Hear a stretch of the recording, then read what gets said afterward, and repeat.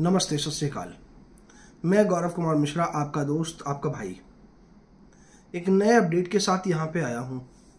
अभी G20 ख़त्म हुए मुश्किल से 10 दिन हुए होंगे कि कनाडा ने वापस से अपनी सरपरस्ती दिखा दी कि क्या होती है सरपरस्ती।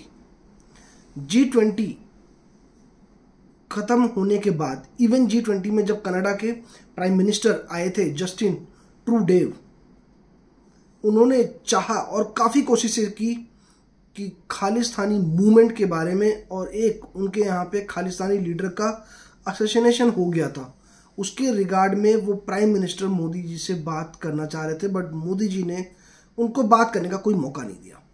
रिसेंटली कनाडा ने एक डिसीजन लिया, आज से 2 दिन पहले इंडियन डिप्लोमेट को बोला कि आप यहाँ से अपना कार्यालय छोड़ करके वापस इंडिया चले जाओ, जो कि इंडिया के लिए एक शॉकिंग न्यूज़ भी था।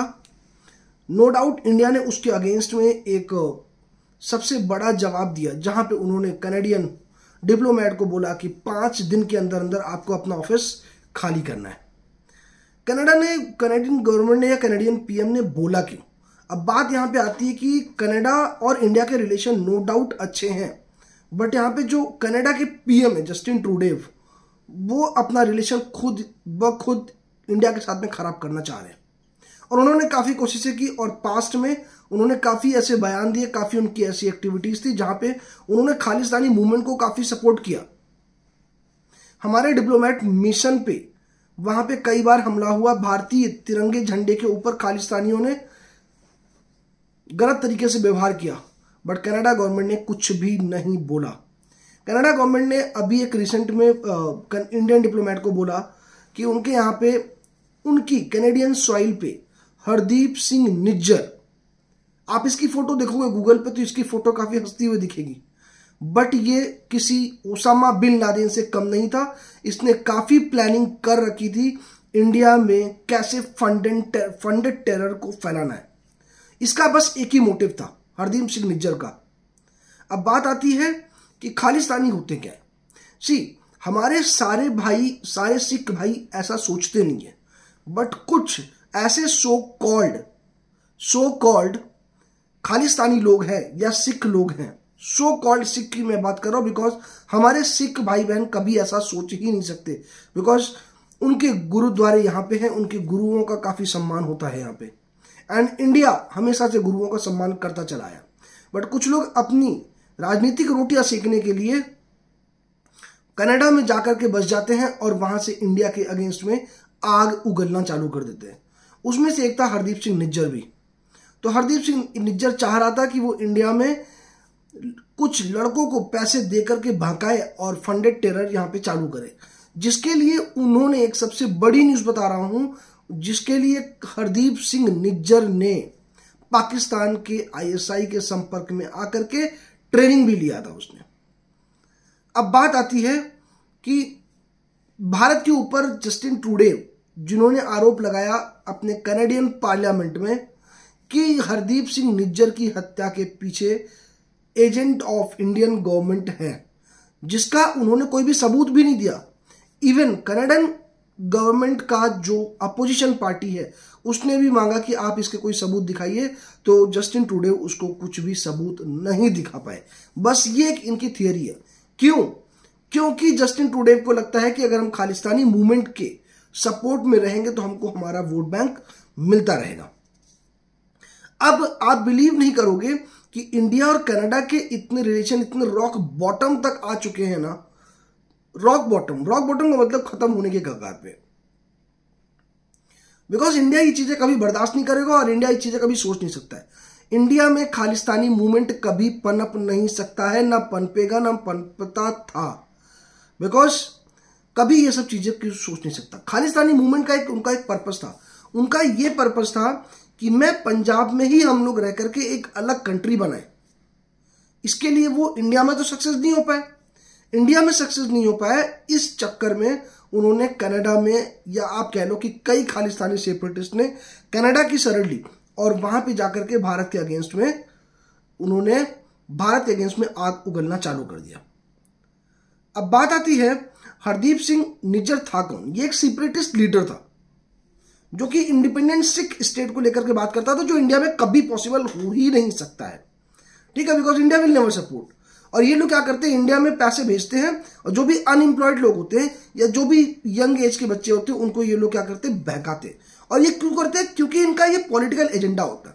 इनको लगता है कि अगर हम ये सारी चीजें करेंगे तो हम सक्सेस होते रहेंगे, बट ऐसा हो नहीं सकता है, ठीक है। हरदीप सिंह निज्जर का जो मर्डर था वो गुरुद्वारे के सामने हुआ था। एक सीरी शहर है, सीरी शहर में गुरु नानक गुरुद्वारा था, वहां पे है। और अब बता दूं आपकी नॉलेज के लिए कि सीरी शहर कनाडा में कहां है, वो ब्रिटिश कोलंबिया प्रोविंस में। कहां पे है, ब्रिटिश कोलंबिया प्रोविंस में। अब यहाँ पे जो जस्टिन ट्रूडेव ने अपना भाषण दिया, वो भाषण दिया कैसे उनको पता चला कि लोकल कम्युनिटी का मानना है कि इसमें फॉरेन इंटरफेरेंस होगा, बट ऐसा हो नहीं सकता है यार। अब हुआ क्या कि जो कनाडियन गवर्नमेंट की इन्वेस्टिगेटिंग एजेंसी है, उन्होंने इन्वेस्टिगेशन करना चालू कर दिया और इसी के तहत उन्होंने क्या बोला कि जस्टिन ट्रूडेव ने ये अपना बयान दे दिया। और जस्टिन ट्रूडेव ने बोला कि कनाडा की जमीन पे किसी कनाडियन सिटीजन की हत्या होना वो उनको कभी बर्दाश्त नहीं करेगा and it is the violation of our sovereignty.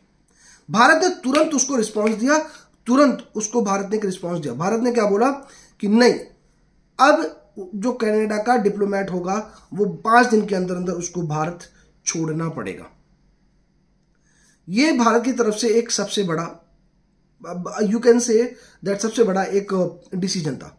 ऐसे ही मार्च 2023 में जब कनाडा में जो भारत का दूतावास है वहां पे ऐसे ही खालिस्तानी सेपरेटिस्ट लीडर ने काफी बदतमीजी की थी, काफी दुर्व्यवहार किया था, जिसको लेकर के मार्च 2023 में होम सेक्रेटरी ने, इंडिया के होम सेक्रेटरी और होम मिनिस्टर अमित शाह जी ने उसको कॉल किया।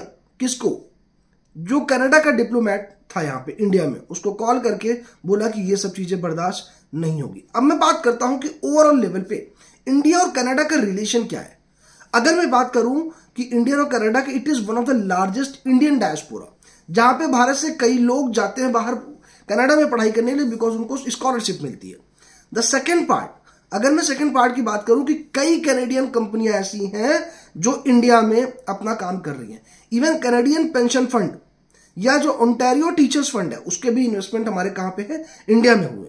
तो सबसे पहले यह है कि Canada accounts for one of the largest Indian diaspora and Canada में टोटल पॉपुलेशन का 3% जो पॉपुलेशन है वो इंडियन ओरिजिन और 7 लाख से ज्यादा एनआरआई रहते हैं और 1.6 मिलियन से ज्यादा वहां पे इंडियन ओरिजिन ऑफ पीपल रहते हैं। इसलिए आप देखोगे कि कनाडा में कई शहरों के मेयर भी इंडियन ओरिजिन मिलेंगे और कई आपको member of parliament Canadian parliament में इंडियन ओरिजिन मिलेंगे।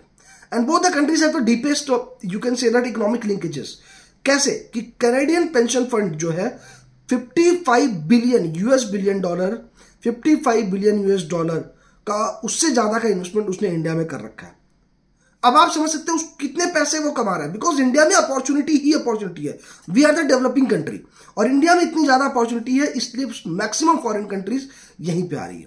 कनाडा के जो ओंटारियो टीचर्स पेंशन प्लान है उसने 3 बिलियन से ज्यादा इन्वेस्ट करके रखा था और रिसेंटली उसने बयान दिया, उसके स्पोक्स पर्सन ने, कि इंडिया में इन्वेस्टमेंट की अपॉर्चुनिटीज बहुत ज्यादा है और हम लोग टारगेट कर रहे हैं $300 बिलियन का नेट असेट क्रिएट करने का इंडिया में इन्वेस्टमेंट करने।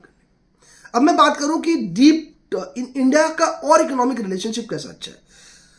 2022 में क्या हुआ था कि जो गुड्स का ट्रेड हुआ था, बाइलेटरल टाइज, $10.5 बिलियन का गुड्स का इंपोर्ट एंड एक्सपोर्ट हुआ था, इसमें दोनों चीज इंक्लूडेड है। और अगर मैं सर्विसेज की बात करूं तो $5.88 बिलियन सर्विसेज का इंपोर्ट एंड एक्सपोर्ट हुआ था। एंड जैसे मैंने बोला पहले भी कि 600 से ज्यादा कंपनियां कनाडा की इंडिया में इस्टेब्लिश्ड है ऑलरेडी एंड 1000 से ज्यादा कंपनीज इंडिया में परस्यू कर रही कि हमको इंडिया में काम करने के लिए मौका मिल जाए। ये सब डेटा जो हमारे इंडियन एम्बेसी के हिसाब से।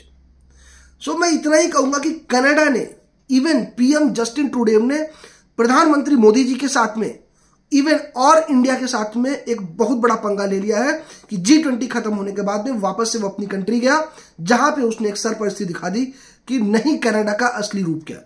भारत ये चीज कभी बर्दाश्त नहीं करेगा। भारत एक डेवलपिंग कंट्री है, एक विकासशील देश है जहां पे इन्वेस्टमेंट की अपॉर्चुनिटीज काफी ज्यादा, इसलिए जिस भी देश को भारत के साथ व्यापार करना है उसको पहले सोचना पड़ेगा कि भारत के साथ व्यवहार कैसा करना है। अगर आप हमारे साथ व्यवहार अच्छा रखेंगे तो भारत आपको हमेशा सपोर्ट करेगा। जय हिंद, जय भारत।